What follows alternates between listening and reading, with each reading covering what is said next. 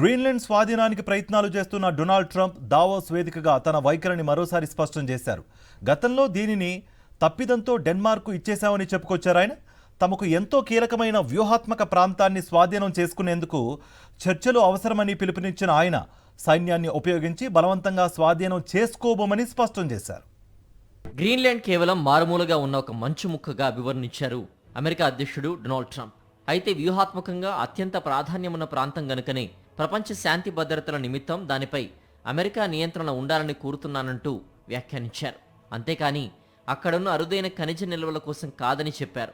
గ్రీన్లాండ్ను America మాదిరిగా కాపాడే సత్తా మరే దేశానికి లేదని దావోస్ వేదికగా జరుగుతున్న వరల్డ్ ఎకనామిక్ ఫోరం సదస్సులో చెప్పుకొచ్చారు ట్రంప్. దావోస్ వేదికకు హాజరైన ఎందరో మిత్రులారా, కొందరు శత్రువులారా అంటూ ట్రంప్ ప్రసంగాన్ని మొదలుపెట్టారు. గ్రీన్లాండ్ హక్కులు, యాజమాన్యం, సార్వభౌమాధికారం అన్ని అమెరికాకే కావాలంటూ మరోసారి కుండబద్దలు కొట్టారు.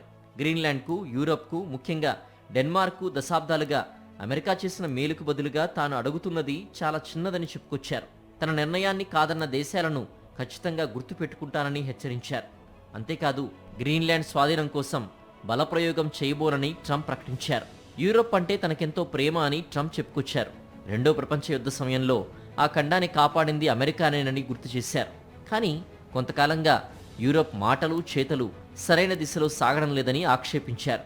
యూరప్ దేశాలపైన, నాటో కూటమిపైన ఈ సందర్భంగా ఆయన తీవ్ర స్థాయిలో విమర్శలు గుప్పించారు. టారిఫ్లు మొదలుకుని పర్యావరణం, వలసల దాకా ప్రతి విషయంలోనూ యూరప్ దేశాలు పొరపాట్ల మీద పొరపాట్లు చేస్తున్నాయన్నారు. గ్రీన్లాండ్ అమెరికా స్వాధీనం చేసుకోవడానికి నాటో కూడా మద్దతు ఇవ్వాలని అభిప్రాయపడ్డారు. భారత్, పాకిస్తాన్ మధ్య యుద్ధాన్ని నిలువరించాలని దావోస్ వేదికపై కూడా ట్రంప్ పాతపాటే పాడారు. కెనడా ప్రధాని మార్క్ కార్నీ గుప్పించిన విమర్శలపై ఘాటుగా స్పందించారు. అమెరికా వల్లే కెనడా బతికి బట్టకడుతోందంటూ ట్రంప్ చేసిన వ్యాఖ్యలు ఆసక్తి రేపాయి.